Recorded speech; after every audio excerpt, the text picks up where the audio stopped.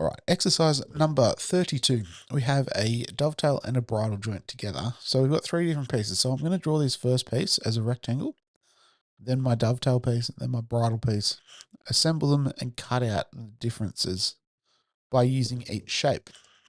So it's create sketch. I'm going to go off the top face.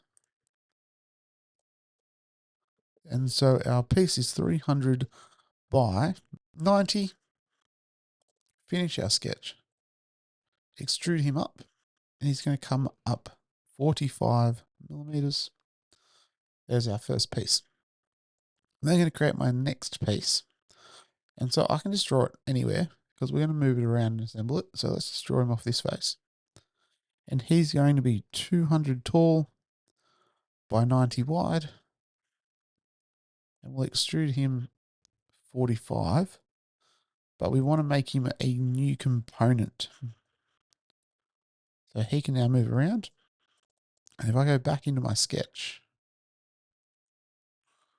I need to add in my dovetail. So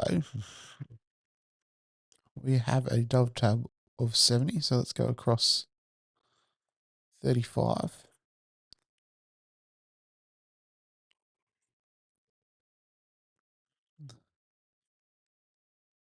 And out here 35.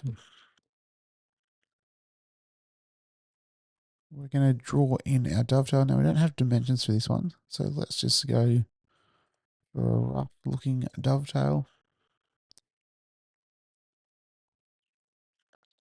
Now this section here, from here to here has to be 45. And same with here to here. That's the thickness of this other piece of wood. And then we can just dimension our angle. So in this case, I'm going to make it 70 and 70.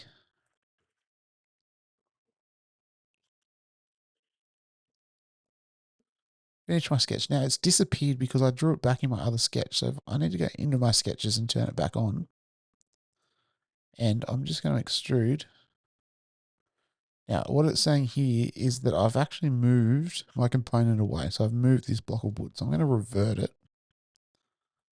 And then when I extrude, I can choose my two shapes. I'm going to go through all. And there is my dovetail. And now I can turn my sketch back off. Okay, so our third piece, I'm going to jump around this end and draw it on this end.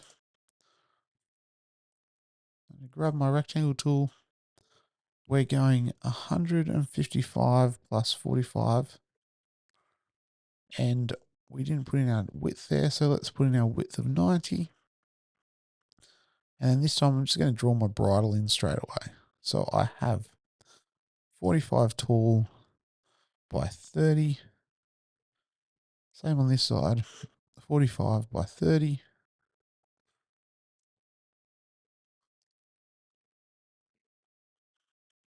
And then we can finish that and we can extrude out our bridle piece, which is going to come out 45.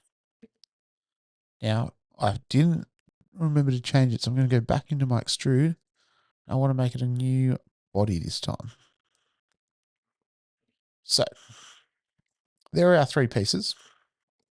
I'm now going to jump into my body. So, remember, we've got one component already, which is this one. And so he can move around. Our bodies can't move around, but we can't assemble this and put it together until we have three components.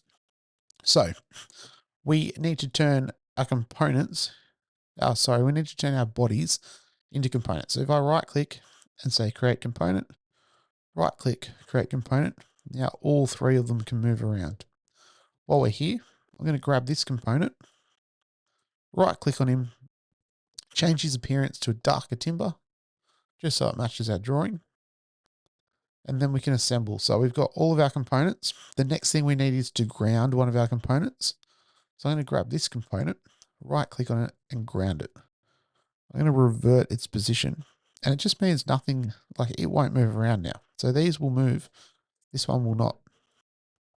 So now I can start assembling because I have grounded one of my components.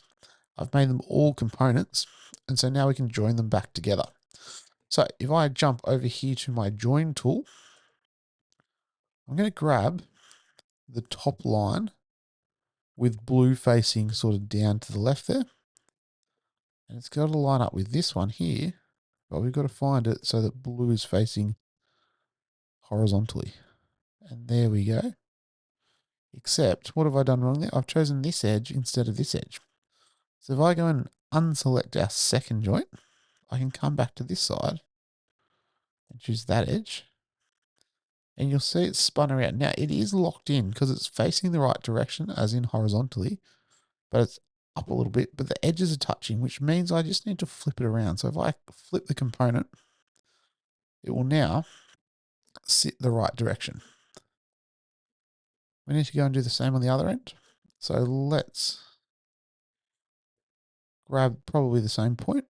So it's the outside edge in the middle. So we need the outside edge in the middle. And the same thing's happened. So we're going to flip him back as well. Click OK. And now our joints are all nicely assembled. We just need to do our cutouts. So we use the combine tool. We're going to target our dark piece using our light piece. It's on cut. And we're going to keep both of our tools. Same again here. Target. Use that piece. And now we have all of our joints cut nicely. And you can see if I start turning things off, there are our holes cut out using the joints that we've drawn in our other pieces.